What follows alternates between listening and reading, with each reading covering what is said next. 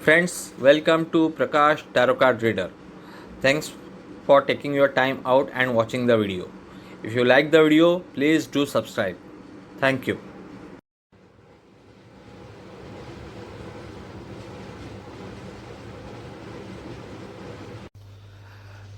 नमस्कार, आप सभी को होली की बहुत बहुत शुभकामनाएं।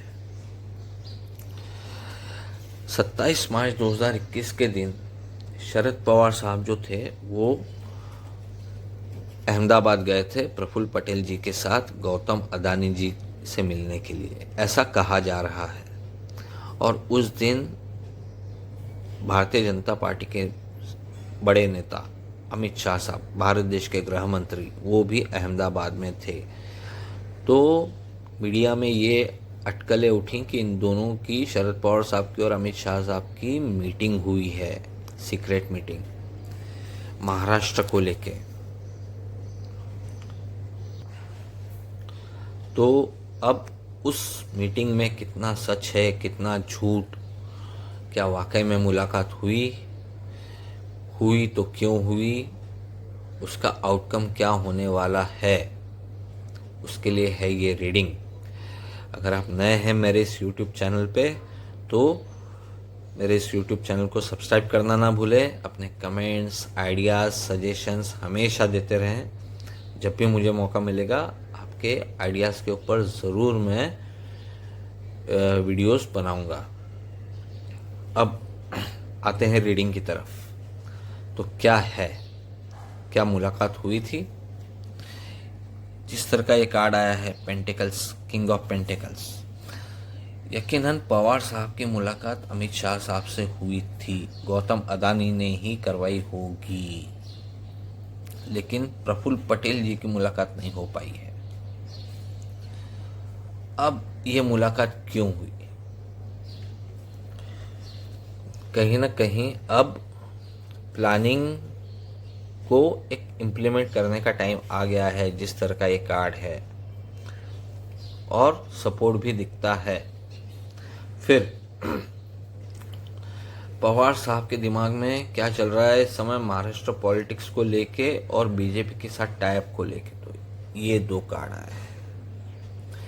सो लुक्स लाइक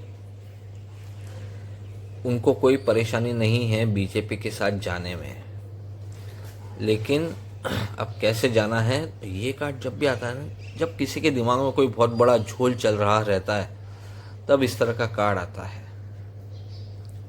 तो कहीं ना कहीं आपको याद होगा कि जब महाविकास आघाड़ी सरकार बनने के लिए बातचीत चल रही थी, तब भी पवार साहब मोदी जी से मिलके आए थे। तो वो एक तरह का बार्गेनिंग टूल था कि भैया आप चुप बैठो, नहीं तो हमारे पास दूसरे ऑप्शंस भी हैं। तो उसी तरह का, जिस तरह की अभी बात चल रही है महाविकास आघाड़ी में, तो कहीं शिवसेना के संजय राउत का कभी कुछ बयान आता है, कभी क्या बोलते हैं, या कभी कांग्रेस की तरफ से कुछ बयानबाजी हो जाती है। तो इन लोगों को चुप करवाने के लिए क्या ये कोई झोल था या कोई और बड़ा झोल?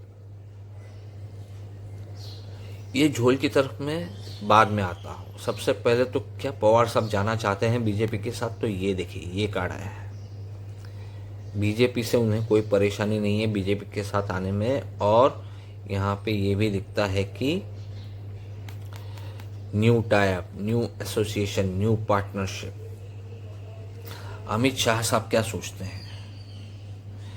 जिस तरह के दो कार्ड्स हैं, वो सरकार बनाने के इच्छुक हैं अब। और ये जो तीन कार्ड्स हैं, तीनों कार्ड्स साफ साफ इंडिकेट करते हैं कि यस, चेंजेस आर कमिंग।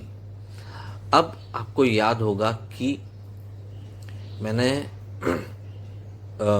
1-2 महीने पहले कुछ रीडिंग की थी, प्रॉब्ली जनवरी में, उद्धव ठाकरे साहब के लिए, बाला साहेब थोरात जी के लिए, देवेंद्र फडणवीस जी के लिए और अजित पवार जी के लिए।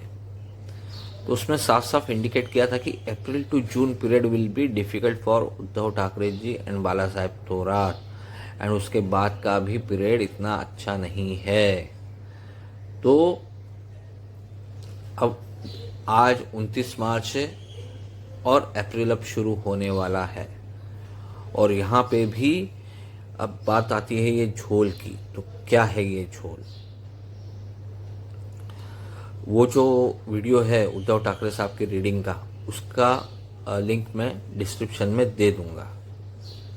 अब ये जो झोल है, क्या हो सकता है कि पवार साहब ओपनली बीजेपी महाविकास आघाड़ी से समर्थन वापस लेके न जाना चाहें बीजेपी के साथ। तो इस तरह का कुछ माहौल बन सकता है कि एनसीपी के कुछ विधायक टूट के, शिवसेना के कुछ विधायक टूट के बीजेपी को सपोर्ट कर दें। फिर थोड़ी सी ड्रामेबाजी होगी, किसी रिसोर्ट या होटल में उनको ठहराया जाएगा, ड्रामेबाजी होएगी और एट द एंड सरकार बन जाएगी। और प्रत्यक्ष रूप से ना सही तो परोक्ष रूप से पवार साहब इस सरकार को समर्थन दे देंगे। ऐसा कुछ होने की भारी संभावना है, क्योंकि जिस तरह का एक कार्ड है साफ साफ, या तो फिर सीधे सीधे समर्थन वापस ले लेंगे शिवसेना से और बीजेपी को सपोर्ट करेंगे और सरकार बन जाएगी। बट ये कार्ड को लेके मुझे लगता है कि प्रत्यक्ष रूप से ना सही तो परोक्ष रूप से जरूर ऐसा कुछ पॉलिटिकल ड्रामा होगा स्टेट में, महाराष्ट्र में। So that's it. आपको ये रीडिंग कैसी लगी ज़रूर बताइएगा। अपने कमेंट्स, आइडियाज, सजेशंस देते रहिए। हमेशा की तरह मैं ज़रूर देखते रहता हूँ, सभी कमेंट्स पढ़ता हूँ, सभी आइडियाज़ नोट करता हूँ और सही समय पे ही मैं वो आइडियाज़ के ऊपर ये करता हूँ। काफ़ी सारे लोग हैं जिन्होंने मुझे कहा है कि मैं जो उत्तराखंड के नए मुख्यमंत्री हैं उनके ऊपर ये करूं और उनके ऊपर रीडिंग करूं। तो भैया इस समय उनके ऊपर रीडिंग करने में कोई मतलब है नहीं। सही समय पे सही टाइम पे ही करना वो सही रहता है रीडिंग। तो दैट्स इट। उम्मीद करता हूँ आपको ये रीडिंग अच्छी लगी होगी। Thank you. हैप्पी होली।